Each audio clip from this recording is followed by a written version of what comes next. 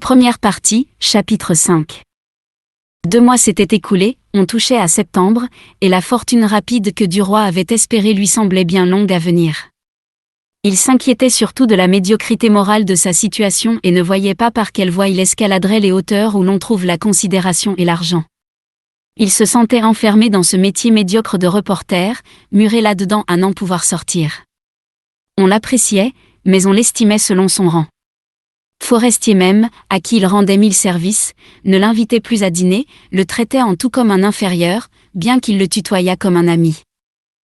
De temps en temps, il est vrai, Duroy, saisissant une occasion, plaçait un bout d'article, et ayant acquis par ses échos une souplesse de plume et un tact qui lui manquait lorsqu'il avait écrit sa seconde chronique sur l'Algérie, il ne courait plus aucun risque de voir refuser ses actualités. Mais de là à faire des chroniques au gré de sa fantaisie ou à traiter, en juge, les questions politiques, il y avait autant de différences qu'à conduire dans les avenues du bois, étant cocher, ou à conduire étant maître.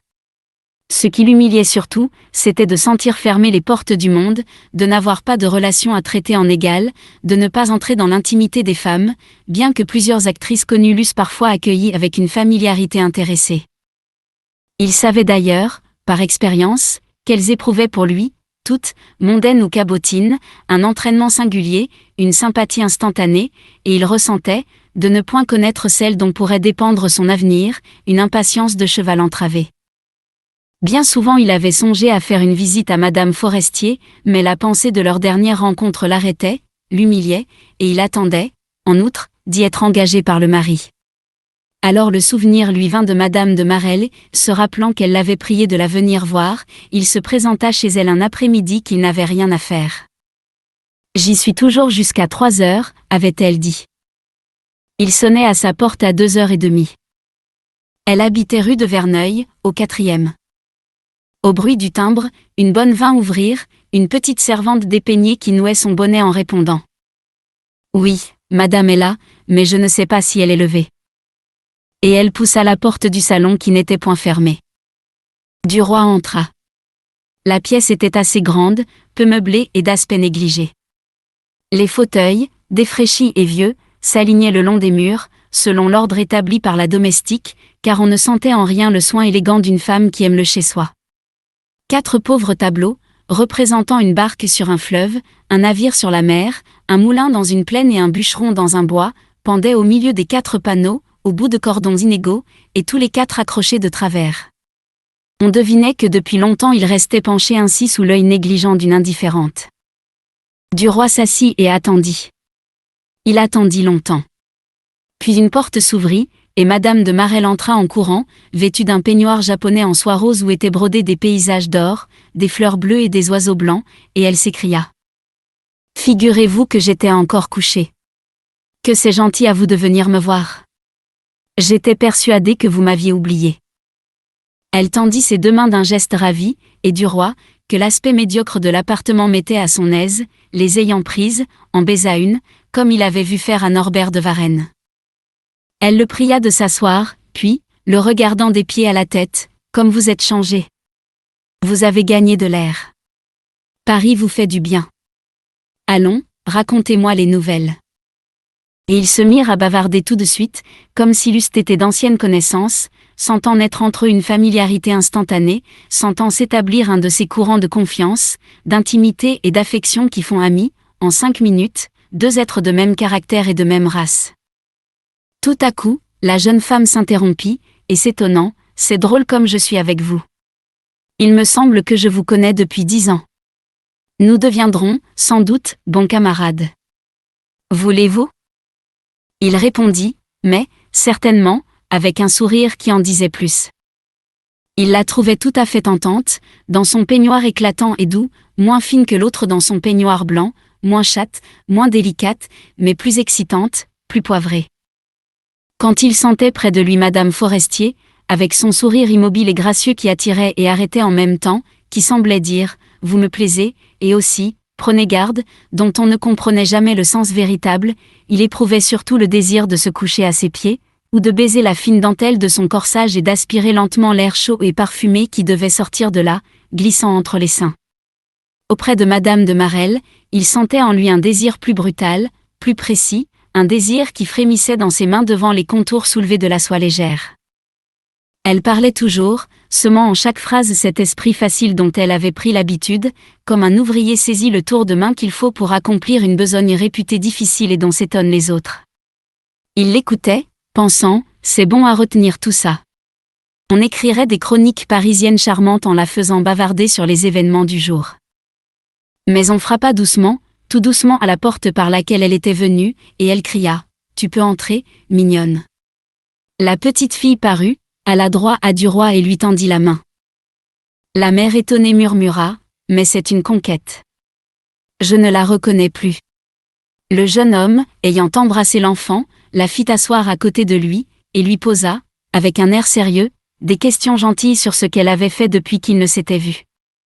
Elle répondait de sa petite voix de flûte, avec son air grave de grande personne. La pendule sonna 3 heures. Le journaliste se leva. « Venez souvent, demanda Madame de Marelle, nous bavarderons comme aujourd'hui, vous me ferez toujours plaisir. Mais pourquoi ne vous voit-on plus chez les forestiers ? Il répondit, oh. Pour rien. J'ai eu beaucoup à faire. J'espère bien que nous nous y retrouverons un de ces jours. Et il sortit, le cœur plein d'espoir, sans savoir pourquoi. Il ne parla pas à Forestier de cette visite. Mais il en garda le souvenir, les jours suivants, plus que le souvenir, une sorte de sensation de la présence irréelle et persistante de cette femme. Il lui semblait avoir pris quelque chose d'elle, l'image de son corps restait dans ses yeux et la saveur de son être moral restait en son cœur. Il demeurait sous l'obsession de son image, comme il arrive quelquefois quand on a passé des heures charmantes auprès d'un être. On dirait qu'on subit une possession étrange, intime, confuse, troublante et exquise parce qu'elle est mystérieuse. Il fit une seconde visite au bout de quelques jours. La bonne l'introduisit dans le salon, et Laurine parut aussitôt. Elle tendit, non plus sa main, mais son front, et dit « Maman m'a chargé de vous prier de l'attendre. Elle en a pour un quart d'heure, parce qu'elle n'est pas habillée. Je vous tiendrai compagnie. » Duroy, qu'amusaient les manières cérémonieuses de la fillette, répondit « Parfaitement, mademoiselle, je serais enchanté de passer un quart d'heure avec vous, mais je vous préviens que je ne suis point sérieux du tout, moi, je joue toute la journée, je vous propose donc de faire une partie de chat perché. » La gamine demeura saisie, puis elle sourit, comme aurait fait une femme, de cette idée qui la choquait un peu et l'étonnait aussi, et elle murmura. Les appartements ne sont pas faits pour jouer. Il reprit, ça m'est égal, moi je joue partout. Allons, attrapez-moi. Et il se mit à tourner autour de la table, en l'excitant à le poursuivre, tandis qu'elle s'en venait derrière lui, souriant toujours avec une sorte de condescendance polie, et étendant parfois la main pour le toucher, mais sans s'abandonner jusqu'à courir. Il s'arrêtait, se baissait, et, lorsqu'elle approchait, de son petit pas hésitant, il sautait en l'air comme les diables enfermés en des boîtes, puis il s'élançait d'une enjambée à l'autre bout du salon. Elle trouvait ça drôle, finissait par rire, et, s'animant, commençait à trottiner derrière lui, avec de légers cris joyeux et craintifs, quand elle avait cru le saisir. Il déplaçait les chaises, en faisait des obstacles, la forçait à pivoter pendant une minute autour de la même, puis, quittant celle-là, en saisissait une autre. Laurine courait maintenant, s'abandonnait tout à fait au plaisir de ce jeu nouveau, la figure rose, elle se précipitait d'un grand élan d'enfant ravi, à chacune des fuites, à chacune des ruses, à chacune des feintes de son compagnon. Brusquement, comme elle s'imaginait l'atteindre, il la saisit dans ses bras, et, l'élevant jusqu'au plafond, il cria « Chat perché !» La fillette enchantée agitait ses jambes pour s'échapper et riait de tout son cœur. Madame de Marelle entra, stupéfaite. « Ah !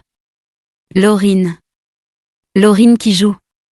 Vous êtes un ensorceleur, monsieur. » Il reposa par terre la gamine, baisa la main de la mère, et ils s'assirent, l'enfant entre eux.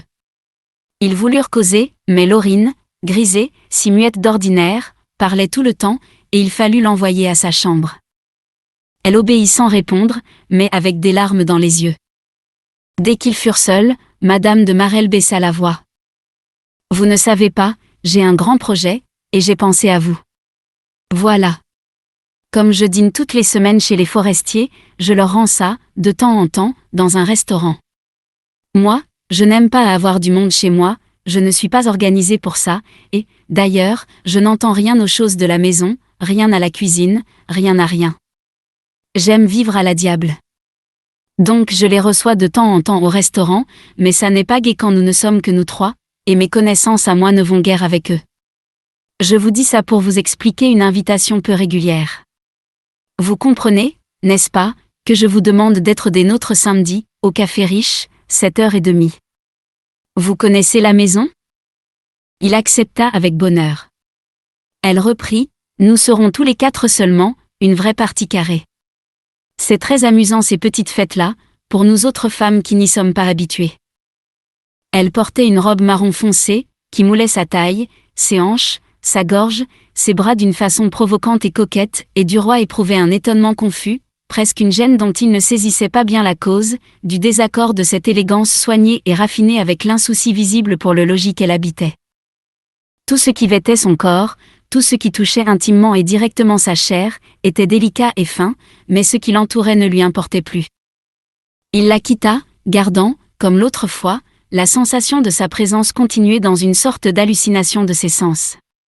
Et il attendit le jour du dîner avec une impatience grandissante. Ayant loué pour la seconde fois un habit noir, ses moyens ne lui permettant point encore d'acheter un costume de soirée, il arriva le premier au rendez-vous, quelques minutes avant l'heure. On le fit monter au second étage, et on l'introduisit dans un petit salon de restaurant, tendu de rouge et ouvrant sur le boulevard son unique fenêtre. Une table carrée, de 4 couverts, étalait sa nappe blanche, si luisante qu'elle semblait vernie, et les verres, l'argenterie, le réchaud brillait gaiement sous la flamme de 12 bougies portées par 2 hauts candélabres. Au dehors on apercevait une grande tache d'un vert clair que faisaient les feuilles d'un arbre, éclairées par la lumière vive des cabinets particuliers. Duroy s'assit sur un canapé très bas, rouge comme les tentures des murs, et dont les ressorts fatigués, s'enfonçant sous lui donnèrent la sensation de tomber dans un trou. Il entendait dans toute cette vaste maison une rumeur confuse, ce bruissement des grands restaurants fait du bruit des vaisselles et des argenteries heurtées, du bruit des pas rapides des garçons adoucis par le tapis des corridors, du bruit des portes un moment ouvertes et qui laissent échapper le son des voix de tous ces étroits salons où sont enfermés des gens qui dînent. Forestier entra et lui serra la main avec une familiarité cordiale qu'il ne lui témoignait jamais dans les bureaux de la vie française.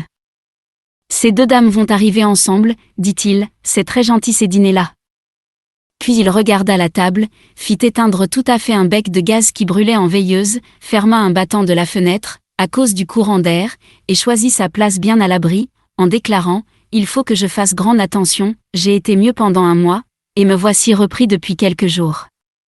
J'aurais attrapé froid mardi en sortant du théâtre. » On ouvrit la porte et les 2 jeunes femmes parurent, suivies d'un maître d'hôtel, voilé, caché, discrète, avec cette allure de mystère charmant qu'elles prennent en ces endroits où les voisinages et les rencontres sont suspects. Comme Duroy saluait Madame Forestier, elle le gronda fort de n'être pas revenue la voir, puis elle ajouta, avec un sourire, vers son amie, « C'est ça, vous me préférez Madame de Marelle, vous trouvez bien le temps pour elle. » Puis on s'assit, et le maître d'hôtel ayant présenté à Forestier la carte des vins, Madame de Marelle s'écria, « Donnez à ces messieurs ce qu'ils voudront, quant à nous, du champagne frappé, du meilleur, du champagne doux par exemple, rien autre chose. » Et l'homme étant sorti, elle annonça avec un rire excité, « Je veux me pocharder ce soir, nous allons faire une noce, une vraie noce. » Forestier, qui paraissait n'avoir pas entendu, demanda, « Cela ne vous ferait-il rien qu'on fermât la fenêtre ? J'ai la poitrine un peu prise depuis quelques jours. » Non, rien du tout. Il alla donc pousser le battant resté entrouvert et il revint s'asseoir avec un visage rasséréné, tranquillisé. Sa femme ne disait rien, paraissait absorbée, et, les yeux baissés vers la table, elle souriait au verre, de ce sourire vague qui semblait promettre toujours pour ne jamais tenir. Les huîtres d'Ostende furent apportées, mignonnes et grasses, semblables à de petites oreilles enfermées en des coquilles, et fondant entre le palais et la langue ainsi que des bonbons salés. Puis, après le potage, on servit une truite rose comme de la chair de jeune fille, et les convives commencèrent à causer. On parla d'abord d'un cancan qui courait les rues, l'histoire d'une femme du monde surprise, par un ami de son mari, soupant avec un prince étranger en cabinet particulier. Forestier riait beaucoup de l'aventure, les 2 femmes déclaraient que le bavard indiscret n'était qu'un goujat et qu'un lâche. Du roi fut de leur avis et proclama bien aucun homme a le devoir d'apporter en ces sortes d'affaires, qu'il soit acteur, confident ou simple témoin, un silence de tombeau. Il ajouta, comme la vie serait pleine de choses charmantes si nous pouvions compter sur la discrétion absolue les uns des autres. Ce qui arrête souvent, bien souvent, presque toujours les femmes, c'est la peur du secret dévoilé. Puis il ajouta, souriant, voyons, n'est-ce pas vrai ? Combien y en a-t-il qui s'abandonneraient à un rapide désir, au caprice brusque et violent d'une heure, à une fantaisie d'amour, si elles ne craignaient de payer par un scandale irrémédiable et par des larmes douloureuses un court et léger bonheur. Il parlait avec une conviction contagieuse, comme s'il avait plaidé une cause, sa cause, comme s'il eût dit, ce n'est pas avec moi qu'on aurait à craindre de pareils dangers. Essayez pour voir.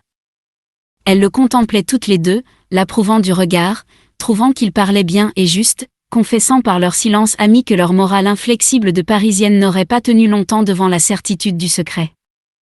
Et Forestier, presque couché sur le canapé, une jambe repliée sous lui, la serviette glissée dans son gilet pour ne point maculer son habit, déclara tout à coup, avec un rire convaincu de sceptique, « Sacristi oui, on s'en paierait si on était sûr du silence. » Bigre de bigre.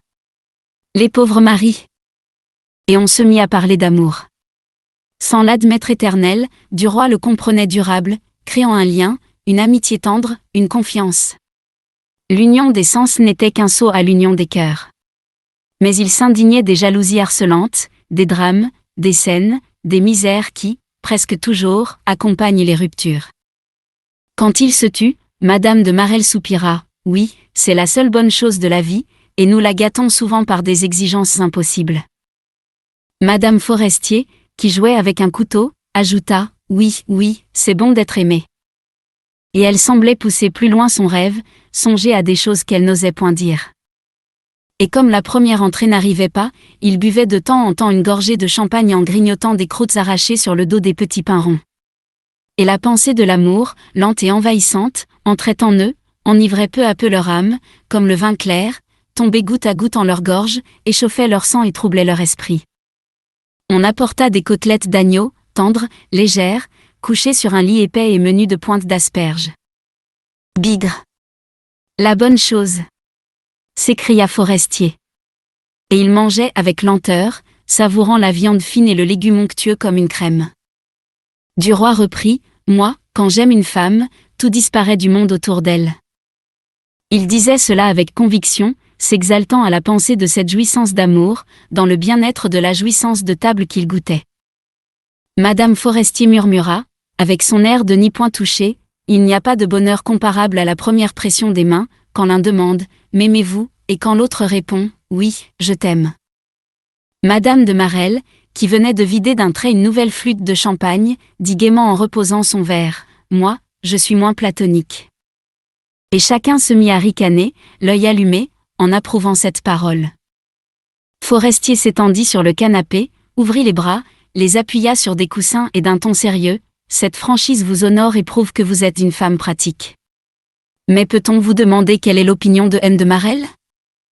Elle haussa les épaules lentement, avec un dédain infini, prolongé, puis, d'une voix nette, « M. de Marelle n'a pas d'opinion en cette matière.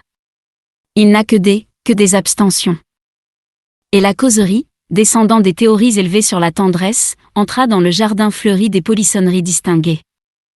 Ce fut le moment des sous-entendus adroits, des voiles levés par des mots, comme on lève des jupes, le moment des ruses de langage, des audaces habiles et déguisées, de toutes les hypocrisies impudiques, de la phrase qui montre des images dévêtues avec des expressions couvertes, qui fait passer dans l'œil et dans l'esprit la vision rapide de tout ce qu'on ne peut pas dire, et permet aux gens du monde une sorte d'amour subtil et mystérieux, une sorte de contact impur des pensées par l'évocation.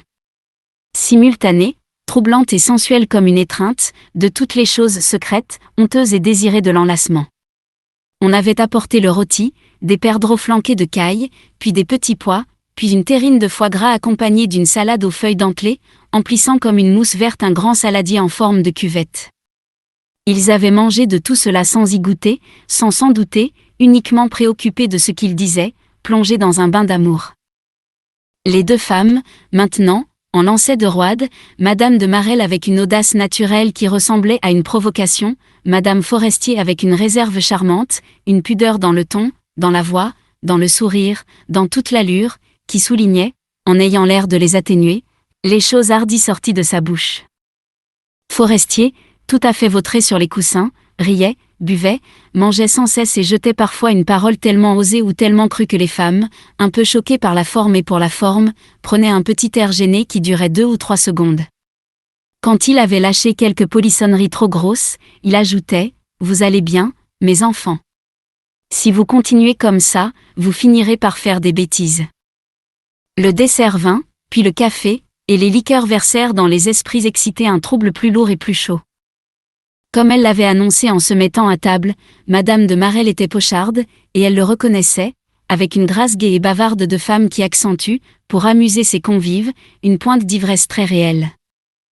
Madame Forestier se taisait maintenant, par prudence peut-être, et Duroy, se sentant trop allumé pour ne pas se compromettre, gardait une réserve habile. On alluma des cigarettes, et Forestier, tout à coup, se mit à tousser. Ce fut une quinte terrible qui lui déchirait la gorge, et, la face rouge, le front en sueur, il étouffait dans sa serviette. Lorsque la crise fut calmée, il grogna, d'un air furieux, « Ça ne me vaut rien, ces parties-là, c'est stupide. » Toute sa bonne humeur avait disparu dans la terreur du mal qui hantait sa pensée. « Rentrons chez nous, dit-il. » Madame de Marelle sonna le garçon et demanda l'addition. On la lui apporta presque aussitôt. Elle essaya de la lire, mais les chiffres tournaient devant ses yeux, et elle passa le papier à Duroy. « Tenez, payez pour moi, je n'y vois plus, je suis trop grise. » Et elle lui jeta en même temps sa bourse dans les mains. Le total montait à 130 francs. Duroy contrôla et vérifia la note, puis donna 2 billets, et reprit la monnaie, en demandant, à mi-voix, « Combien faut-il laisser au garçon ? » « Ce que vous voudrez, je ne sais pas. » Il mit 5 francs sur l'assiette, puis rendit la bourse à la jeune femme, en lui disant « Voulez-vous que je vous reconduise à votre porte ? » « Mais certainement. Je suis incapable de retrouver mon adresse. » On serra les mains des forestiers, et Duroy se trouva seul avec Madame de Marelle dans un fiacre qui roulait. Il la sentait contre lui, si près, enfermée avec lui dans cette boîte noire, qu'éclairaient brusquement, pendant un instant, les becs de gaz des trottoirs.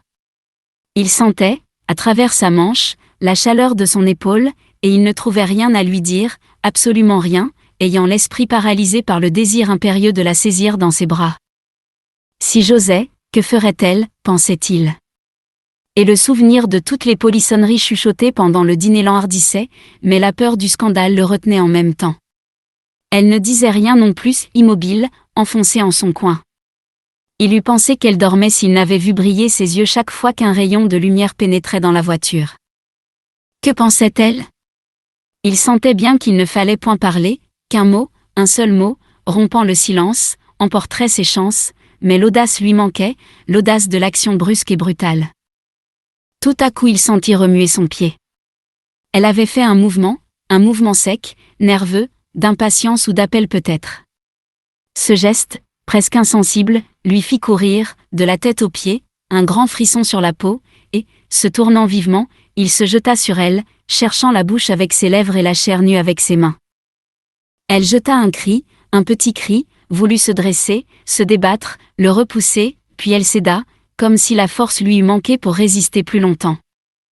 Mais la voiture s'étant arrêtée bientôt devant la maison qu'elle habitait, Duroy, surpris, n'eut point à chercher des paroles passionnées pour la remercier, la bénir et lui exprimer son amour reconnaissant. Cependant elle ne se levait pas, elle ne remuait point, étourdie par ce qui venait de se passer. Alors il craignit que le cocher n'eût des doutes, et il descendit le premier pour tendre la main à la jeune femme. Elle sortit enfin du fiacre en trébuchant et sans prononcer une parole. Il sonna, et, comme la porte s'ouvrait, il demanda, en tremblant, « Quand vous reverrai-je » Elle murmura si bas qu'il entendit à peine, « Venez déjeuner avec moi demain. » Et elle disparut dans l'ombre du vestibule en repoussant le lourd battant, qui fit un bruit de coups de canon. Il donna 100 sous au cocher et se mit à marcher devant lui, d'un pas rapide et triomphant, le cœur débordant de joie. Il en tenait une, enfin, une femme mariée. Une femme du monde. Du vrai monde. Du monde parisien. Comme ça avait été facile et inattendu. Il s'était imaginé jusque-là que pour aborder et conquérir une de ces créatures tant désirées, il fallait des soins infinis, des attentes interminables, un siège habile fait de galanterie, de paroles d'amour, de soupirs et de cadeaux. Et voilà que tout d'un coup, à la moindre attaque, la première qu'il rencontrait s'abandonnait à lui, si vite qu'il en demeurait stupéfait. Elle était grise, pensait-il, demain, ce sera une autre chanson. J'aurai les larmes. Cette idée l'inquiéta, puis il se dit, ma foi, tant pis. Maintenant que je la tiens, je saurai bien la garder. Et, dans le mirage confus où s'égaraient ses espérances de grandeur, de succès, de renommée, de fortune et d'amour, il aperçut tout à coup, pareil à ces guirlandes de figurantes qui se déroulent dans le ciel des apothéoses, une procession de femmes élégantes, riches, puissantes, qui passaient en souriant pour disparaître l'une après l'autre au fond du nuage doré de ses rêves. Et son sommeil fut peuplé de visions. Il était un peu ému, le lendemain, en montant l'escalier de Madame de Marelle. Comment allait-elle le recevoir? Et si elle ne le recevait pas? Si elle avait défendu l'entrée de sa demeure? Si elle racontait? Mais non, elle ne pouvait rien dire sans laisser deviner la vérité tout entière. Donc il était maître de la situation. La petite bonne ouvrit la porte. Elle avait son visage ordinaire. Il se rassura, comme s'il se fût attendu à ce que la domestique lui montrât une figure bouleversée. Il demanda, « Madame va bien ?» Elle répondit, « Oui, monsieur, comme toujours. » Et elle le fit entrer dans le salon. Il alla droit à la cheminée pour constater l'état de ses cheveux et de sa toilette, et il rajustait sa cravate devant la glace, quand il aperçut dedans la jeune femme qui le regardait debout sur le seuil de la chambre. Il fit semblant de ne l'avoir point vue, et ils se considérèrent quelques secondes, au fond du miroir, s'observant, s'épiant avant de se trouver face à face. Il se retourna. Elle n'avait point bougé, et semblait attendre. Il s'élança, balbutiant, « Comme je vous aime. Comme je vous aime. » Elle ouvrit les bras, et tomba sur sa poitrine, puis, ayant levé la tête vers lui, ils s'embrassèrent longtemps. Il pensait, « C'est plus facile que je n'aurais cru. Ça va très bien. » Et, leurs lèvres s'étant séparées, ils souriaient, sans dire un mot, en tâchant de mettre dans son regard une infinité d'amour. Elle aussi souriait, de ce sourire qu'elles ont pour offrir leur désir, leur consentement, leur volonté de se donner. Elle murmura, « Nous sommes seuls. J'ai envoyé Laurine déjeuner chez une camarade. » Il soupira, en lui baisant les poignets, « Merci, je vous adore. » Alors elle lui prit le bras, comme s'il eût été son mari, pour aller jusqu'au canapé où ils s'assirent côte à côte. Il lui fallait un début de causerie habile et séduisant, ne le découvrant point à son gré, il balbutia. « Alors vous ne m'en voulez pas trop ?» Elle lui mit une main sur la bouche. « Tais-toi !» Ils demeurèrent silencieux, les regards mêlés, les doigts enlacés et brûlants. « Comme je vous désirais, dit-il. » Elle répéta, « Tais-toi !» On entendait la bonne remuer les assiettes dans la salle, derrière le mur. Il se leva, « Je ne veux pas rester si près de vous. Je perdrai la tête. » La porte s'ouvrit, Madame est servie. Et il offrit son bras avec gravité. Ils déjeunèrent face à face, se regardant et se souriant sans cesse, occupés uniquement d'eux, tout enveloppés par le charme si doux d'une tendresse qui commence. Ils mangeaient, sans savoir quoi. Il sentit un pied, un petit pied, qui rôdait sous la table. Il le prit entre les siens et l'y garda, le serrant de toute sa force. La bonne allait, venait, apportait et enlevait les plats d'un air nonchalant, sans paraître rien remarquer. Quand ils eurent fini de manger, ils rentrèrent dans le salon et reprirent leur place sur le canapé, côte à côte. Peu à peu, il se serrait contre elle, essayant de l'étreindre. Mais elle le repoussait avec calme, « Prenez garde, on pourrait entrer. » Il murmura, « Quand pourrai-je vous voir bien seul pour vous dire comme je vous aime ?» Elle se pencha vers son oreille, et prononça tout bas. « J'irai vous faire une petite visite chez vous un de ces jours. » Il se sentit rougir, « C'est que, chez moi, c'est bien modeste. » Elle sourit, « Ça ne fait rien.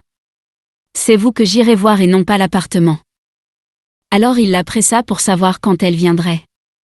Elle fixa un jour éloigné de la semaine suivante, et il la supplia d'avancer la date, avec des paroles balbutiées, des yeux luisants, en lui maniant et lui broyant les mains, le visage rouge, enfiévré, ravagé de ce désir impétueux qui suit les repas en tête-à-tête. Elle s'amusait de le voir l'implorer avec cette ardeur, et cédait un jour, de temps en temps. Mais il répétait, « Demain, dites, demain. » Elle y consentit à la fin, « Demain. » 5 heures. Il poussa un long soupir de joie, et ils causèrent presque tranquillement, avec des allures d'intimité, comme s'ils se fussent connus depuis 20 ans. Un coup de timbre les fit tressaillir, et, d'une secousse, ils s'éloignèrent l'un de l'autre. Elle murmura, « Ce doit être Laurine. » L'enfant parut, puis s'arrêta interdite, puis courut vers Duroy en battant des mains, transportée de plaisir en l'apercevant, et elle cria, « Ah! Belle amie !» Madame de Marelle se mit à rire. « Tiens! Belle amie! Laurine vous a baptisé. C'est un bon petit nom d'amitié pour vous, ça, moi aussi je vous appellerai belle amie. » Il avait pris sur ses genoux la fillette, et il dut jouer avec elle à tous les petits jeux qu'il lui avait appris. Il se leva à 3h moins 20 minutes, pour se rendre au journal, et sur l'escalier, par la porte entr'ouverte, il murmura encore du bout des lèvres, « Demain. » 5 heures. La jeune femme répondit, oui, d'un sourire, et disparut. Dès qu'il eut fini sa besogne journalière, il songea à la façon dont il arrangerait sa chambre pour recevoir sa maîtresse et dissimuler le mieux possible la pauvreté du local. Il eut l'idée d'épingler sur les murs de menus bibelots japonais, et il acheta pour 5 francs toute une collection de crépons, de petits éventails et de petits écrans, dont il cacha les taches trop visibles du papier. Il appliqua sur les vitres de la fenêtre des images transparentes représentant des bateaux sur des rivières, des vols d'oiseaux à travers des ciels rouges, des dames multicolores sur des balcons et des processions de petits bonshommes noirs dans les plaines remplies de neige. Son logis, grand tout juste pour y dormir et s'y asseoir, eut bientôt l'air de l'intérieur d'une lanterne de papier peint. Il jugea l'effet satisfaisant, et il passa la soirée à coller sur le plafond des oiseaux découpés dans des feuilles coloriées qui lui restaient. Puis il se coucha, bercé par le sifflet des trains. Il rentra de bonne heure le lendemain, portant un sac de gâteaux et une bouteille de madère achetée chez l'épicier. Il dut ressortir pour se procurer 2 assiettes et 2 verres, et il disposa cette collation sur sa table de toilette, dont le bois sale fut caché par une serviette, la cuvette et le pot à l'eau étant dissimulés par-dessous. Puis il attendit. Elle arriva vers 5h15, et, séduite par le papillotement coloré des dessins, elle s'écria, « Tiens, c'est gentil chez vous. Mais il y a bien du monde dans l'escalier. » Il l'avait prise dans ses bras, et il baisait ses cheveux avec emportement, entre le front et le chapeau, à travers le voile. 1h30 plus tard, il la reconduisit à la station de fiacre de la rue de Rome. Lorsqu'elle fut dans la voiture, il murmura, « Mardi, à la même heure. » Elle dit, « À la même heure, mardi. » Et, comme la nuit était venue, elle attira sa tête dans la portière et le baisa sur les lèvres. Puis, le cocher ayant fouetté sa bête, elle cria, « Adieu, belle amie. » Et le vieux coupé s'en alla au trot fatigué d'un cheval blanc. Pendant 3 semaines, Duroy reçut ainsi Madame de Marelle tous les 2 ou 3 jours, tantôt le matin, tantôt le soir. Comme il l'attendait, un après-midi, un grand bruit, dans l'escalier, l'attira sur sa porte. Un enfant hurlait. Une voix furieuse, celle d'un homme, cria, « Qu'est-ce qu'il a encore à gueuler, ce bougre-là » La voix glapissante et exaspérée d'une femme répondit, « C'est cette sale cocotte qui vient chez le journaliste d'en haut qu'a renversé Nicolas sur le palier. Comme si on devrait laisser des roulures comme ça qui ne font seulement pas attention aux éléphants dans les escaliers. » Duroy, éperdu, se recula, car il entendait un rapide frôlement de jupe et un pas précipité gravissant l'étage au-dessous de lui. On frappa bientôt à sa porte, qu'il venait de refermer. Il ouvrit, et Madame de Marelle se jeta dans la chambre, essoufflée, affolée, balbutiant. « As-tu entendu » Il fit semblant de ne rien savoir. « Non, quoi ? Comme ils m'ont insulté ? Qui ça ? Les misérables qui habitent au-dessous. Mais non, qu'est-ce qu'il y a, dis-moi ? » Elle se mit à sangloter sans pouvoir prononcer un mot. Il dut la décoiffer, la délacer, l'étendre sur le lit, lui tapoter les tempes avec un linge mouillé, elle suffoquait, puis, quand son émotion se fut un peu calmée, toute sa colère indignée éclata. Elle voulait qu'il descendît tout de suite, qu'il se battît, qu'il les tuât. Il répétait, mais ce sont des ouvriers, des rustres. Songe qu'il faudrait aller en justice, que tu pourrais être reconnu, arrêté, perdu. On ne se commet pas avec des gens comme ça. Elle passa à une autre idée, comment ferons-nous, maintenant? Moi, je ne peux pas rentrer ici. Il répondit, c'est bien simple, je vais déménager. Elle murmura, oui, mais ce sera long. Puis, tout d'un coup, elle imagina une combinaison, et rassérénée brusquement. Non, écoute, j'ai trouvé, laisse-moi faire, ne t'occupe de rien. Je t'enverrai un petit bleu demain matin. Elle appelait des petits bleus les télégrammes fermés circulant dans Paris. Elle souriait maintenant, ravie de son invention, qu'elle ne voulait pas révéler, et elle fit 1000 folies d'amour. Elle était bien émue cependant, en redescendant l'escalier, et elle s'appuyait de toute sa force sur le bras de son amant, tant elle sentait fléchir ses jambes. Ils ne rencontrèrent personne. Comme il se levait tard, il était encore au lit, le lendemain vers 11h, quand le facteur du télégraphe lui apporta le petit bleu promis. Duroy l'ouvrit et lut, rendez-vous tantôt, 5h, rue de Constantinople, 127. Tu te feras ouvrir l'appartement loué par Madame Duroy. Claude t'embrasse. À 5h précises, il entrait chez le concierge d'une grande maison meublée et demandait, c'est ici que Madame Duroy a loué un appartement? Oui, monsieur. Voulez-vous m'y conduire, s'il vous plaît? L'homme, habitué sans doute aux situations délicates où la prudence est nécessaire, le regardait dans les yeux, puis, choisissant dans la longue file de clés. Vous êtes bien monsieur Duroy? Mais oui, parfaitement. Et il ouvrit un petit logement composé de 2 pièces et situé au rez-de-chaussée, en face de la loge. Le salon, tapissé de papier ramagé, assez frais, possédait un meuble d'acajou recouvert en reps verdâtre à dessins jaunes, et un maigre tapis à fleurs, si mince que le pied sentait le bois par-dessous. La chambre à coucher était si exiguë que le lit l'emplissait aux 3/4. Il tenait le fond, allant d'un mur à l'autre, un grand lit de maison meublé, enveloppé de rideaux bleus et lourds, également en reps, et écrasé sous un édredon de soie rouge maculé de taches suspectes. Duroy, inquiet et mécontent, pensait, ça va me coûter un argent fou, ce logis-là. Il va falloir que j'emprunte encore. C'est idiot, ce qu'elle a fait. La porte s'ouvrit, et Clotilde se précipita en coup de vent, avec un grand bruit de robe, les bras ouverts. Elle était enchantée. Est-ce gentil, dit, est-ce gentil? Et pas à monter, c'est sur la rue, au rez-de-chaussée. On peut entrer et sortir par la fenêtre sans que le concierge vous voie. Comme nous nous aimerons, là-dedans. Il l'embrassait froidement, n'osant faire la question qui lui venait aux lèvres. Elle avait posé un gros paquet sur le guéridon, au milieu de la pièce. Elle l'ouvrit et en tira un savon, une bouteille d'eau de Lubin, une éponge, une boîte d'épingles à cheveux, un tire-bouchon et un petit fer à friser pour rajuster les mèches de son front qu'elle défaisait toutes les fois. Et elle joua à l'installation, cherchant la place de chaque chose, s'amusant énormément. Elle parlait tout en ouvrant les tiroirs, il faudra que j'apporte un peu de linge, pour pouvoir en changer à l'occasion. Ce sera très commode. Si je reçois une averse, par hasard, en faisant des courses, je viendrai me sécher ici. Nous aurons chacun notre clé, outre celle laissée dans la loge pour le cas où nous oublierions les nôtres. J'ai loué pour 3 mois, à ton nom, bien entendu, puisque je ne pouvais donner le mien. Alors il demanda. Tu me diras quand il faudra payer? Elle répondit simplement, mais c'est payé, mon chéri. Il reprit, alors, c'est à toi que je le dois. Mais non, mon chat, ça ne te regarde pas, c'est moi qui veux faire cette petite folie. Il eut l'air de se fâcher. Ah. Mais non, par exemple. Je ne le permettrai point. Elle vint à lui suppliante, et, posant les mains sur ses épaules, je t'en prie, Georges, ça me fera tant de plaisir que ce soit à moi, notre nid, rien qu'à moi. Ça ne peut pas te froisser? En quoi? Je voudrais apporter ça dans notre amour. Dis que tu veux bien, mon petit Géo, dis que tu veux bien, elle l'implorait du regard, de la lèvre, de tout son être.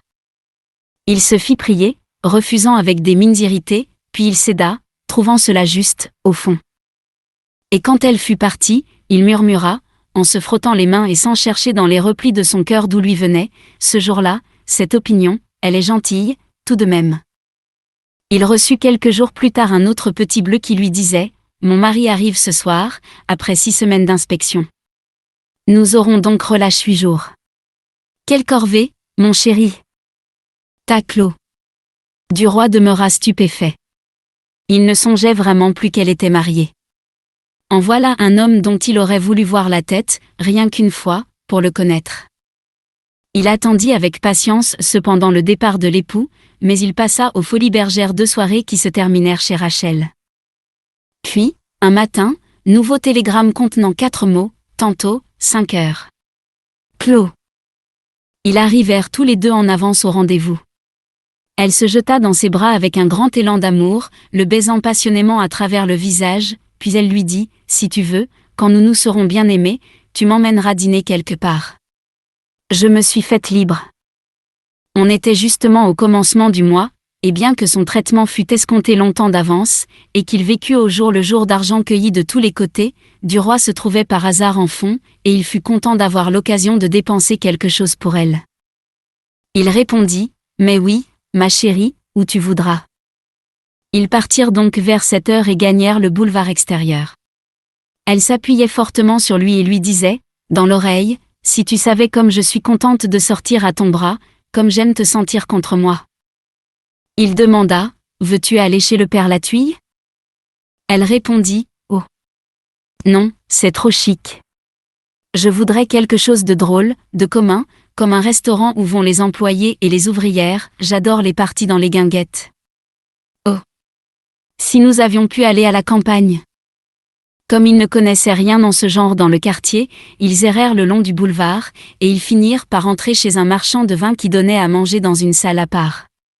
Elle avait vu, à travers la vitre, 2 fillettes en cheveux attablées en face de 2 militaires. 3 cochers de fiacre dînaient dans le fond de la pièce étroite et longue, et un personnage, impossible à classer dans aucune profession, fumait sa pipe, les jambes allongées, les mains dans la ceinture de sa culotte, étendu sur sa chaise et la tête renversée en arrière par-dessus la barre.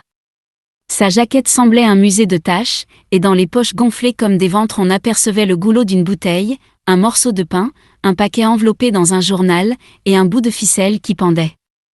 Il avait des cheveux épais, crépus, mêlés, gris de saleté, et sa casquette était par terre, sous sa chaise. L'entrée de Clotilde fit sensation par l'élégance de sa toilette. Les 2 couples cessèrent de chuchoter, les 3 cochers cessèrent de discuter, et le particulier qui fumait, ayant ôté sa pipe de sa bouche et craché devant lui, regarda en tournant un peu la tête. Madame de Marelle murmura, « C'est très gentil. Nous serons très bien, une autre fois, je m'habillerai en ouvrière. » Et elle s'assit sans embarras et sans dégoût en face de la table de bois vernie par la graisse des nourritures, lavée par les boissons répandues et torchée d'un coup de serviette par le garçon. Duroy, un peu gêné, un peu honteux, cherchait une patère pour y pendre son haut chapeau. N'en trouvant point, il le déposa sur une chaise. Ils mangèrent un ragoût de mouton, une tranche de gigot et une salade. Clotilde répétait, « Moi, j'adore ça. J'ai des goûts canailles. Je m'amuse mieux ici qu'au café anglais. » Puis elle dit, « Si tu veux me faire tout à fait plaisir, tu me mèneras dans un bastringue. J'en connais un très drôle près d'ici qu'on appelle la Reine Blanche. » Duroy, surpris, demanda, « Qui est-ce qui t'a mené là ?» Il la regardait et il la vit rougir, un peu troublée, comme si cette question brusque eût éveillé en elle un souvenir délicat. Après une de ces hésitations féminines si courtes qu'il les faut deviner, elle répondit, « C'est un ami », puis, après un silence, elle ajouta, « Qui est mort. » Et elle baissa les yeux avec une tristesse bien naturelle. Et Duroy, pour la première fois, songea à tout ce qu'il ne savait point dans la vie passée de cette femme, et il rêva. Certes, elle avait eu des amants, déjà, mais de quelle sorte? De quel monde? Une vague jalousie, une sorte d'inimitié s'éveillait en lui contre elle, une inimitié pour tout ce qu'il ignorait, pour tout ce qui ne lui avait point appartenu dans ce cœur et dans cette existence. Il la regardait, irrité du mystère enfermé dans cette tête jolie et muette et qui songeait, en ce moment-là même peut-être, à l'autre, aux autres, avec des regrets. Comme il eût aimé regarder dans ce souvenir, y fouiller, et tout savoir, tout connaître. Elle répéta, veux-tu me conduire à la Reine Blanche? Ce sera une fête complète. Il pensa, bah. Qu'importe le passé? Je suis bien bête de me troubler de ça. Et, souriant, il répondit, mais certainement, ma chérie. Lorsqu'ils furent dans la rue, elle reprit, tout bas, avec ce ton mystérieux dont on fait les confidences, je n'osais point te demander ça, jusqu'ici, mais tu ne te figures pas comme j'aime ces escapades de garçons dans tous ces endroits où les femmes ne vont pas. Pendant le carnaval je m'habillerai en collégien. Je suis drôle comme tout en collégien. Quand ils pénétrèrent dans la salle de bal, elle se serra contre lui, effrayée et contente, regardant d'un œil ravi les filles et les souteneurs, et, de temps en temps, comme pour se rassurer contre un danger possible, elle disait, en apercevant un municipal grave et immobile, voilà un agent qui a l'air solide. Au bout d'un quart d'heure, elle en eut assez, et il la reconduisit chez elle. Alors commença une série d'excursions dans tous les endroits louches où s'amuse le peuple, et Duroy découvrit dans sa maîtresse un goût passionné pour ce vagabondage d'étudiants en goguette. Elle arrivait au rendez-vous habituel vêtue d'une robe de toile, la tête couverte d'un bonnet de soubrette de vaudeville, et, malgré la simplicité élégante et cherchée de la toilette, elle gardait ses bagues, ses bracelets et ses boucles d'oreilles en brillant, en donnant cette raison, quand il la suppliait de les ôter. Bah! On croira que ce sont des cailloux du Rhin. Elle se jugeait admirablement déguisée, et, bien qu'elle fût en réalité cachée, à la façon des autruches, elle allait dans les tavernes les plus mal famées. Elle avait voulu que Duroy s'habillât en ouvrier, mais il résista et garda sa tenue correcte de boulevardier, sans vouloir même changer son haut chapeau contre un chapeau de feutre mou. Elle s'était consolée de son obstination par ce raisonnement, on pense que je suis une femme de chambre en bonne fortune avec un jeune homme du monde. Et elle trouvait délicieuse cette comédie. Ils entraient ainsi dans les caboulots populaires et allaient s'asseoir au fond du bouge enfumé, sur des chaises boiteuses, devant une vieille table de bois. Un nuage de fumée âcre où restait une odeur de poisson frit du dîner emplissait la salle, des hommes en blouse gueulaient en buvant des petits verres, et le garçon étonné dévisageait ce couple étrange, en posant devant lui 2 cerises à l'eau-de-vie. Elle, tremblante, apeurée et ravie, se mettait à boire le jus rouge des fruits, à petits coups, en regardant autour d'elle d'un œil inquiet et allumé. Chaque cerise avalée lui donnait la sensation d'une faute commise, chaque goutte du liquide brûlant et poivré descendant en sa gorge lui procurait un plaisir âcre, la joie d'une jouissance scélérate et défendue. Puis elle disait à mi-voix, « Allons-nous-en » et il partait. Elle filait vivement, la tête basse, d'un pas menu, d'un pas d'actrice qui quitte la scène, entre les buveurs accoudés aux tables qui la regardaient passer d'un air soupçonneux et mécontent, et quand elle avait franchi la porte, elle poussait un grand soupir, comme si elle venait d'échapper à quelque danger terrible. Quelquefois elle demandait à Duroy, en frissonnant, si on m'injuriait dans ces endroits-là, qu'est-ce que tu ferais? Il répondait d'un ton crâne, je te défendrai, parbleu. Et elle lui serrait le bras avec bonheur, avec le désir confus peut-être d'être injuriée et défendue, de voir des hommes se battre pour elle, même ces hommes-là, avec son bien-aimé. Mais ces excursions, se renouvelant 2 ou 3 fois par semaine, commençaient à fatiguer Duroy, qui avait grand mal d'ailleurs, depuis quelque temps, à se procurer le demi-louis qu'il lui fallait pour payer la voiture et les consommations. Il vivait maintenant avec une peine infinie, avec plus de peine qu'au jour où il était employé du Nord, car, ayant dépensé largement, sans compter, pendant ses premiers mois de journalisme, avec l'espoir constant de gagner de grosses sommes le lendemain, il avait épuisé toutes ses ressources et tous les moyens de se procurer de l'argent. Un procédé fort simple, celui d'emprunter à la caisse, s'était trouvé bien vite usé, et il devait déjà au journal 4 mois de son traitement, plus 600 francs sur ses lignes. Il devait, en outre, 100 francs à Forestier, 300 francs à Jacques Rival, qui avait la bourse large, et il était rongé par une multitude de petites dettes inavouables de 20 francs ou de 100 sous. Saint-Potin, consulté sur les méthodes à employer pour trouver encore 100 francs, n'avait découvert aucun expédient, bien qu'il fût un homme d'invention, et Duroy s'exaspérait de cette misère, plus sensible maintenant qu'autrefois, parce qu'il avait plus de besoin. Une colère sourde contre tout le monde couvait en lui, et une irritation incessante, qui se manifestait à tout propos, à tout moment, pour les causes les plus futiles. Il se demandait parfois comment il avait fait pour dépenser une moyenne de 1000 livres par mois, sans aucun excès ni aucune fantaisie, et il constatait qu'en additionnant un déjeuner de 8 francs avec un dîner de 12 prix dans un grand café quelconque du boulevard, il arrivait tout de suite à un louis, qui, joint à une dizaine de francs d'argent de poche, de cet argent qui coule sans qu'on sache comment, formait un total de 30 francs. Or, 30 francs par jour donnent 900 francs à la fin du mois. Et il ne comptait pas là-dedans tous les frais d'habillement, de chaussures, de linge, de blanchissage, etc. Donc, le 14 décembre, il se trouva sans un sou dans sa poche et sans un moyen dans l'esprit pour obtenir quelque monnaie. Il fit, comme il avait fait souvent jadis, il ne déjeuna point et il passa l'après-midi au journal à travailler, rageant et préoccupé. Vers 4 heures, il reçut un petit bleu de sa maîtresse, qui lui disait « Veux-tu que nous dînions ensemble ? Nous ferons ensuite une escapade. » Il répondit aussitôt « Impossible dîner. » Puis il réfléchit qu'il serait bien bête de se priver des moments agréables qu'elle pourrait lui donner, et il ajouta « Mais je t'attendrai, à 9 heures, dans notre logis. » Et ayant envoyé un des garçons porter ce mot, afin d'économiser le prix du télégramme, il réfléchit à la façon dont il s'y prendrait pour se procurer le repas du soir. À 7 heures, il n'avait encore rien inventé, et une faim terrible lui creusait le ventre. Alors il eut recours à un stratagème de désespéré. Il laissa partir tous ses confrères, l'un après l'autre, et, quand il fut seul, il sonna vivement. L'huissier du patron, resté pour garder les bureaux, se présenta.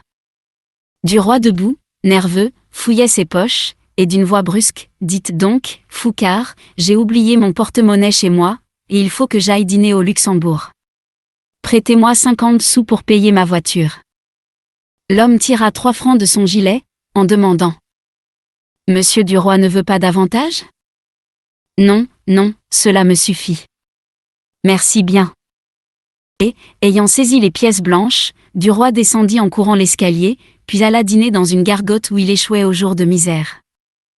À 9 heures, il attendait sa maîtresse, les pieds au feu dans le petit salon. Elle arriva, très animée, très gaie, fouettée par l'air froid de la rue. « Si tu veux, dit-elle, nous ferons d'abord un tour, puis nous rentrerons ici à 11 heures. Le temps est admirable pour se promener. » Il répondit d'un ton grognon. « Pourquoi sortir ? On est très bien ici. » Elle reprit, sans ôter son chapeau. « Si tu savais, il fait un clair de lune merveilleux. C'est un vrai bonheur de se promener, ce soir. » « C'est possible, mais moi je ne tiens pas à me promener. » Il avait dit cela d'un air furieux. Elle en fut saisie, blessée, et demanda « Qu'est-ce que tu as ? Pourquoi prends-tu ces manières-là ? » « J'ai le désir de faire un tour, je ne vois pas en quoi cela peut te fâcher. » Il se souleva, exaspéré. « Cela ne me fâche pas. Cela m'embête. Voilà. » Elle était de celles que la résistance irrite et que l'impolitesse exaspère. Elle prononça, avec dédain, avec une colère froide. « Je n'ai pas l'habitude qu'on me parle ainsi. Je m'en irai seule, alors, adieu. » Il comprit que c'était grave, et s'élançant vivement vers elle, il lui prit les mains, les baisa, en balbutiant.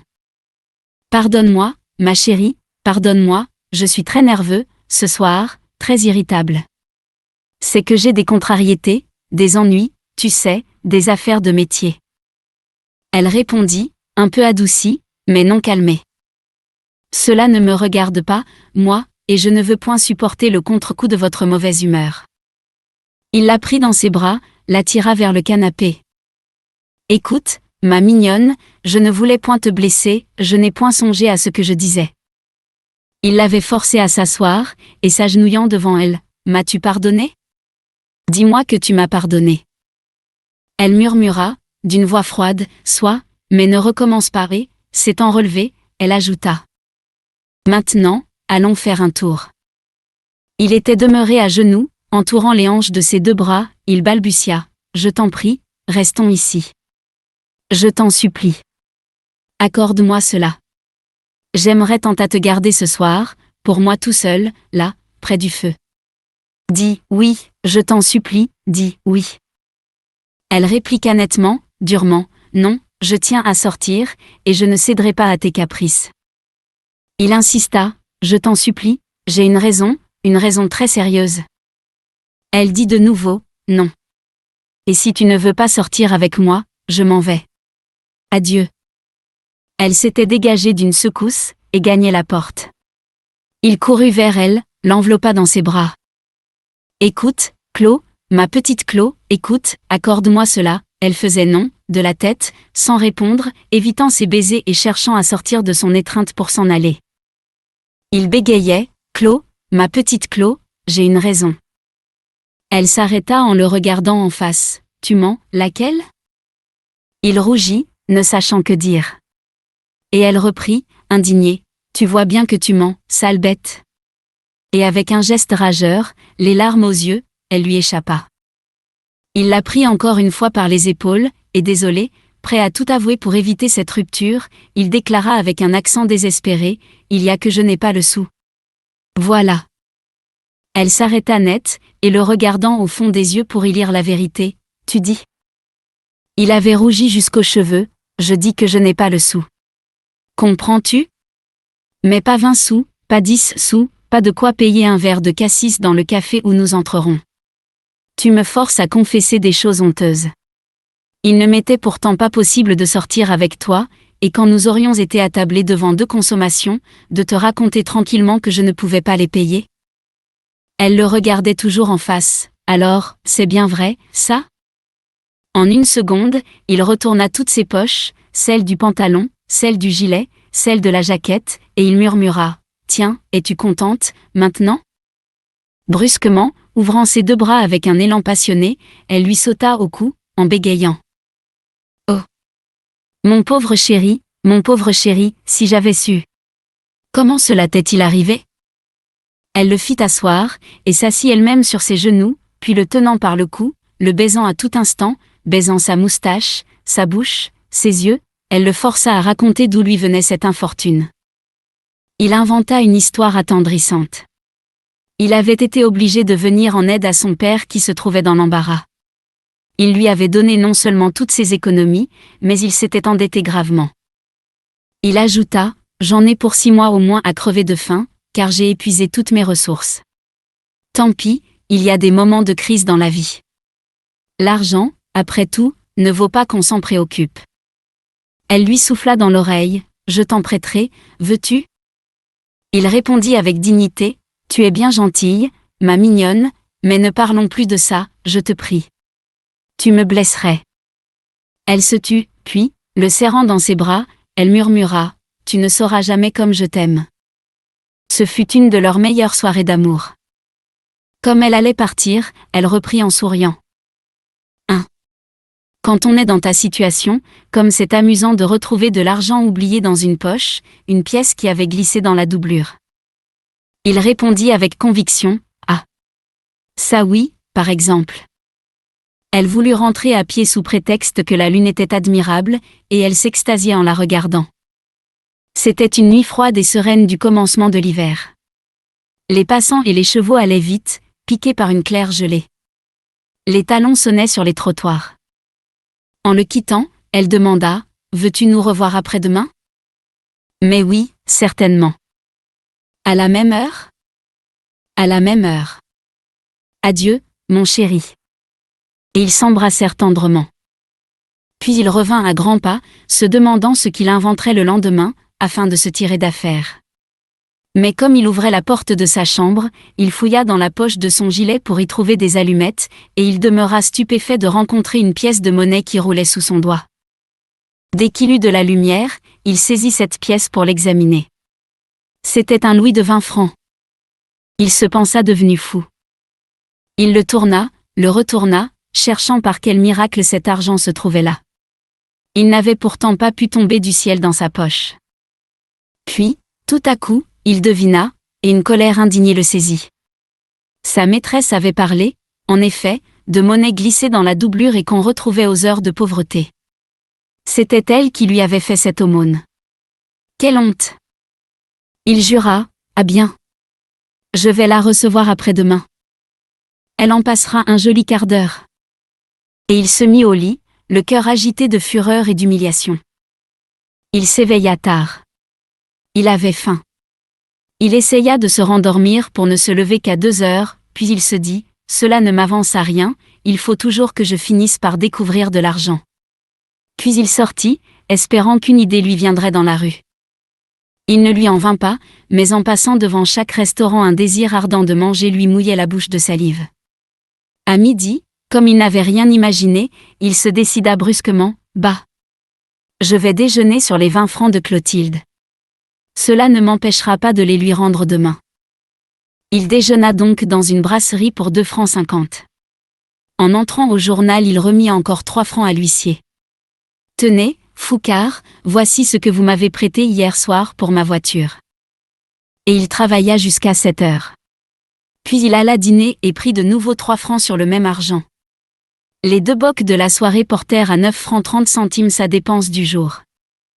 Mais comme il ne pouvait se refaire un crédit ni se recréer des ressources en 24 heures, il emprunta encore 6 francs 50 le lendemain sur les 20 francs qu'il devait rendre le soir même, de sorte qu'il vint au rendez-vous convenu avec 4 francs 20 dans sa poche.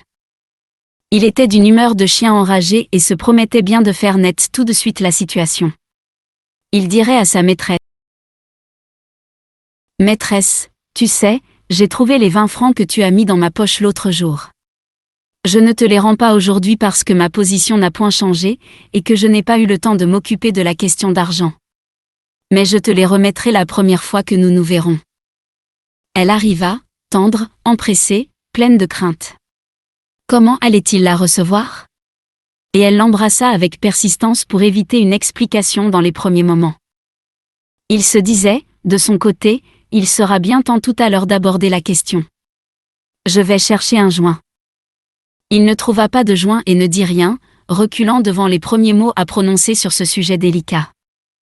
Elle ne parla point de sortir et fut charmante de toute façon.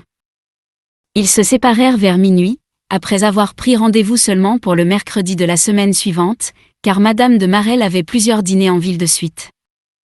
Le lendemain, en payant son déjeuner, comme Duroy cherchait les 4 pièces de monnaie qui devaient lui rester, il s'aperçut qu'elles étaient 5, dont une en or.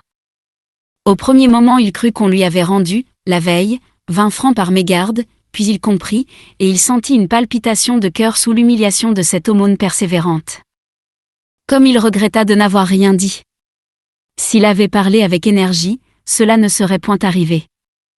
Pendant 4 jours il fit des démarches et des efforts aussi nombreux qu'inutiles pour se procurer 5 louis, et il mangea le second de Clotilde.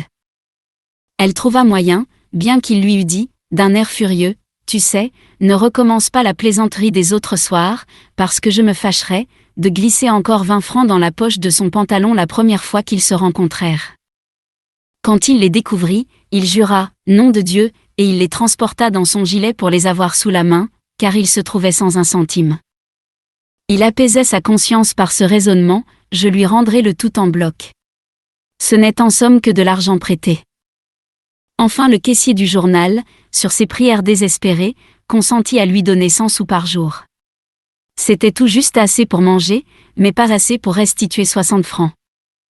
Or, comme Clotilde fut reprise de sa rage pour les excursions nocturnes dans tous les lieux suspects de Paris, il finit par ne plus s'irriter outre mesure de trouver un jaunet dans une de ses poches, un jour même dans sa bottine, et un autre jour dans la boîte de sa montre, après leurs promenades aventureuses. Puisqu'elle avait des envies qu'il ne pouvait satisfaire dans le moment, n'était-il pas naturel qu'elle les payât plutôt que de s'en priver? Il tenait compte d'ailleurs de tout ce qu'il recevait ainsi, pour le lui restituer un jour. Un soir elle lui dit: « Croiras-tu que je n'ai jamais été aux Folies Bergères? Veux-tu m'y mener ?» Il hésita, dans la crainte de rencontrer Rachel. Puis il pensa: « Bah! Je ne suis pas marié, après tout. Si l'autre me voit, elle comprendra la situation et ne me parlera pas. D'ailleurs, nous prendrons une loge. » Une raison aussi le décida. Il était bien aise de cette occasion d'offrir à Madame de Marelle une loge au théâtre sans rien payer. C'était là une sorte de compensation. Il laissa d'abord Clotilde dans la voiture pour aller chercher le coupon afin qu'elle ne vît pas qu'on le lui offrait, puis il la vint prendre et ils entrèrent, salués par les contrôleurs. Une foule énorme encombrait le promenoir. Ils eurent grand-peine à passer à travers la cohue des hommes et des rôdeuses. Ils atteignirent enfin leur case et s'installèrent, enfermés entre l'orchestre immobile et le remous de la galerie.